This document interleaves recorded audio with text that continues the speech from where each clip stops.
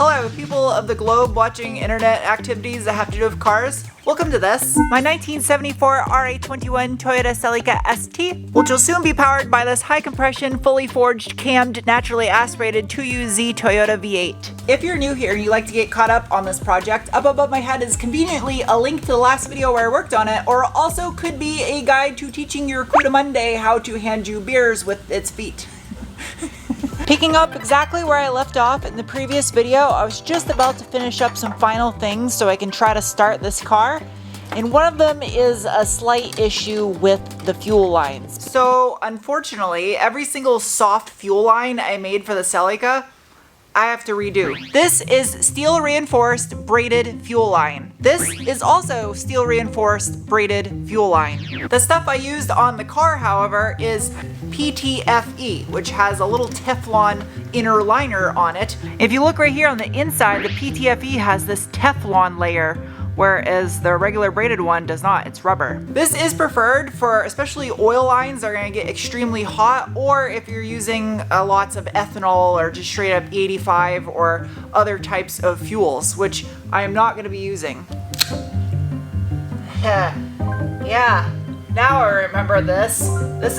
The PTFE was way easier to work with. And rather than spend a small fortune again on fittings, seriously like over $1,000 for all those fittings, I just spent $200 and got some CPE hose instead. I managed to get one fitting on before I ripped all of the skin off the inside of my thumb. It's just bloody dots and missing flesh. I'll wear my dry ice blasting gloves. These things will do the trick. Not tearing my thumb with these on. Yeah, that's still really tender. I definitely got better grip now though. I gotta do this like 20 more fucking times, you kidding me? This is making me really miss Hydro Back Shop. Make a mark for slippage and rinse and repeat until my hands look like Cudamonde feet.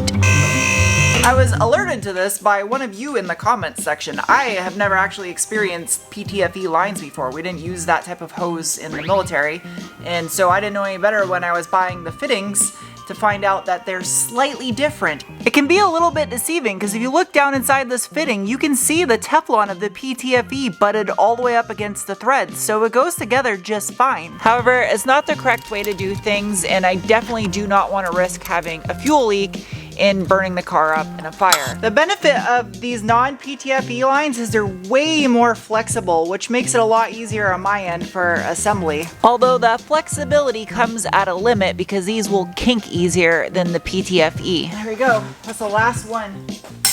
PTFE replaced. Tighten these up. I'm glad those are just tiny little Dash 6 fittings and that I don't have to build a bunch of Dash 10 stuff now. Put some blue Loctite back on these guys.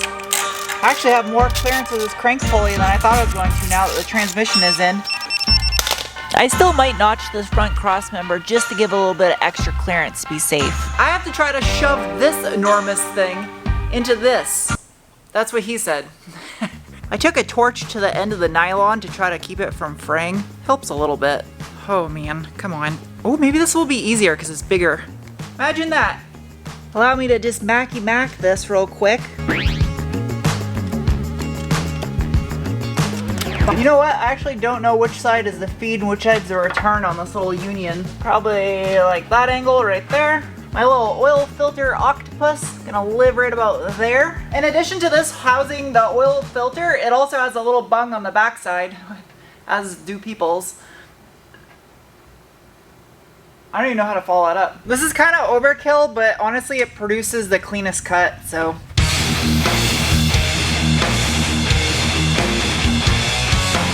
This is hard to do because I have so many blisters and cuts on my hand now.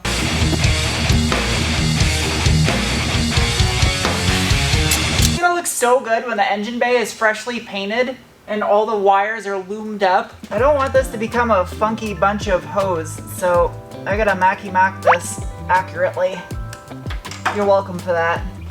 I also have no idea where my coolant hoses are gonna be. That's another issue I'm gonna run into. Realistically, I can't make the lines for the oil cooler just yet because I need to have the front bumper, the headlights, the grille, the valance, everything in place to know exactly where I can mount my oil cooler than to determine how long the lines have to be. Thread, damn you. Man, thread. I'm gonna have to fabricate so many brackets. Definitely liking the symmetry. With these two major items out of the way, I'm down to the easy stuff left to go before I can start it. Oh yeah, I forgot. I still have to wire up reverse light switch on this thing. That's not important right now.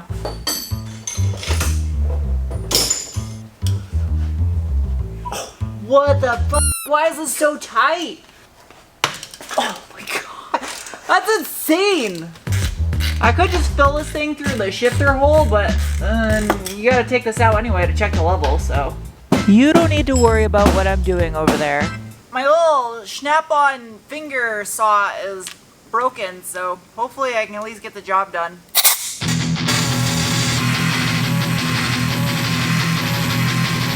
Out like that. Aw, man.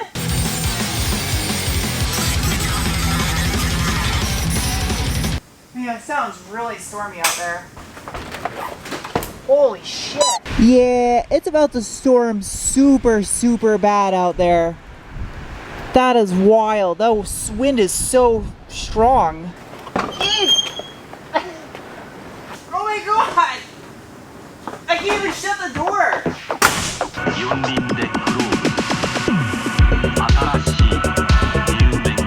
The stuff that I have to do before I start it, technically like half of it I don't have to do.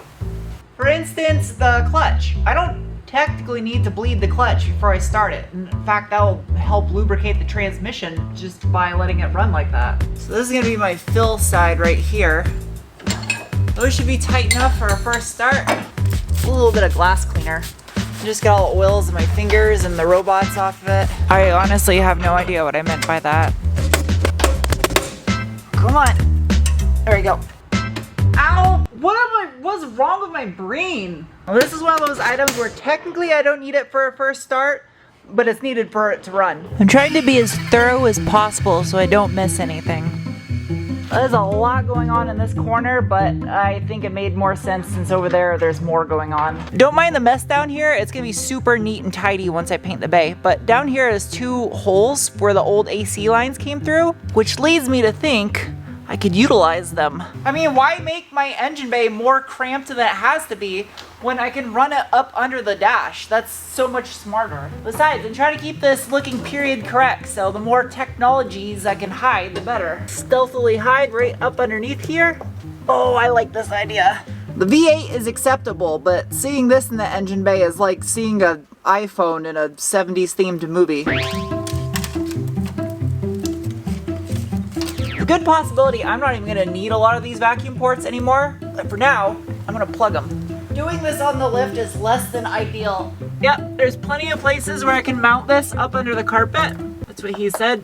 That's 2 less wires I need in that harness in the engine bay. According to the tech data, I must have a power that goes through a fuse and a relay, which is ignition switch activated, a ground, and then the CAN H and L signals, those 2 gray wires I'm adding from the ECU. According to my chart of wire data, I made CAN H white and CAN L purple. H4, L3. Power 1, ground 2. That might be long enough. No, that's not long enough. I need a longer power wire. 18 gauge power wire. Power and the ground have to be a minimum of 18 gauge, so I stepped it up anyway. Also, random useless fact, 18 gauge wire is exactly 1 millimeter in diameter, the actual copper. Just as a rule of thumb, in case you want to know what size it is. There you go. Solder time! Oh, I forgot I gotta hook up my steering shaft.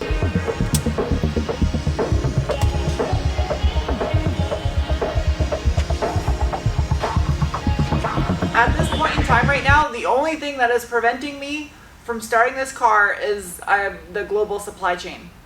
I'm waiting on 2 parts, and once they arrive, I can try to start it. Hopefully they're supposed to arrive this afternoon.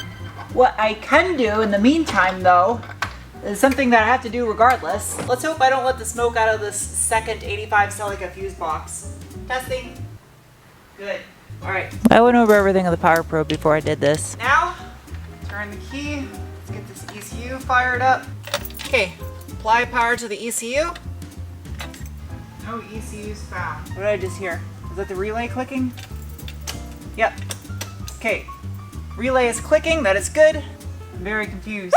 All right, I have no ECU, gotta do voltage checks. I have the ECU wired directly to its own dedicated relay that has its own dedicated fuse, so it's super simple to test to make sure it has power. Okay, visually it looks fine, so I'm gonna test for voltage down inside the car. Now I did feel the relay energized, so I'm like 100% positive that it is getting power, but just to re-verify. Oh, the ECU is blinking a Morse code signal. 2, 3, 4, 5, 6. Hopefully I didn't brick it. I'm gonna be sad. So the codes I'm getting are for temp 2, yellow and brown, and ECT. There's absolutely nothing wrong. The ECU is blinking fault codes because it's programmed to have a temp sensor right now, but I never finished setting things up, so it thinks there should be a temp sensor and there isn't one. So there's nothing wrong. It took me 2 hours to figure this out. This right here was a critical component I was missing to be able to start this engine. It is a dipstick from a Lexus LS400. Should probably repaint this. The O-ring is blown out like it just ate a pound of Taco Bell. What? So this has to pass through the header, which was not taken into account when the headers were made.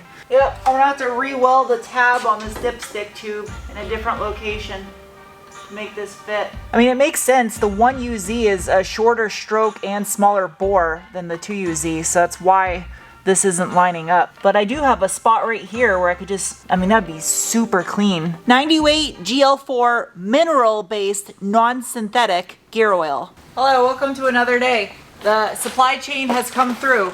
I have what I needed. Since I did slightly upgrade this transmission, the shop that rebuilt it specializes specifically in Toyota transmissions, and thankfully they're here in Tucson.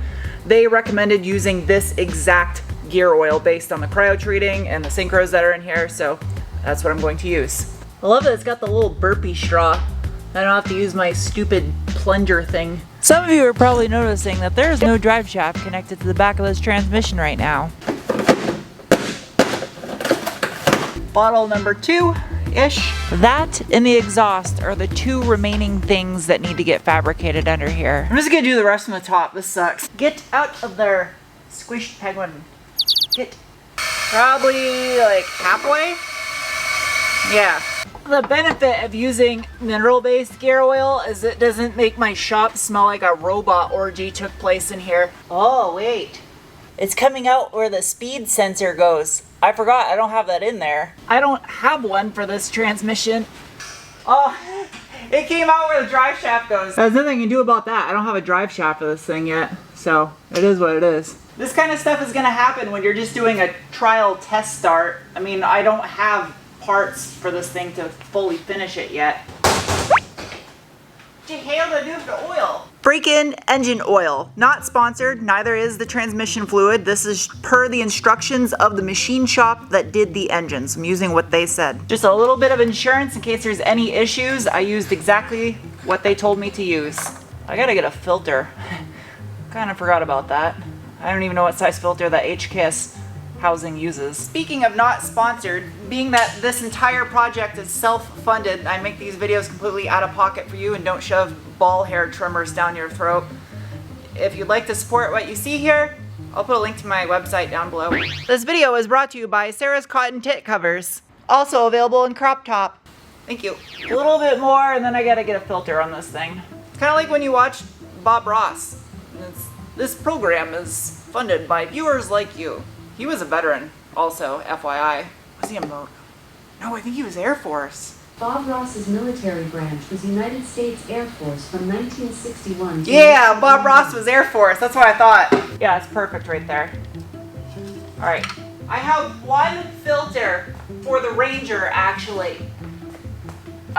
Who knows? If this actually fits, I'm gonna be shocked because it's for a 4-liter OHV Ranger engine. Are you serious? It almost looks this... It actually fits! Dude, what are the odds of that? Todd hot. Hot. Spicy. Oh, GTO.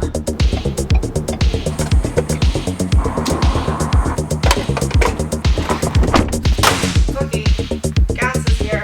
This one has one of those stupid safety caps, so it's probably gonna make a mess everywhere. Yep, yeah. Safety caps suck. At this current point, the car is mechanically ready to try to start. Software-wise, I need a base map to try to fire it on. If only I could just turn the key and try to start it. It's not that simple though. Analog 2. It doesn't have what's so now this gets to come into play. I need to input all of this data right here, how I wired it up, into the software. Like fuel pump is auxiliary output 2.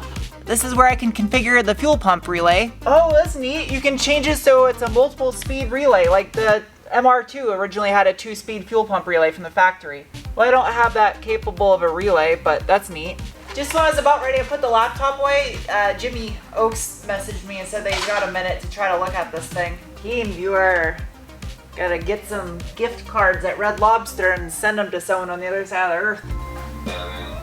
Yep. To make a long story short, Jimmy went through the entire ECU and set up every single sensor that I had wired in on this car over the past several months and tested all of my wiring, only to find out that thankfully everything is correct and ready to go. Oh yeah, it works.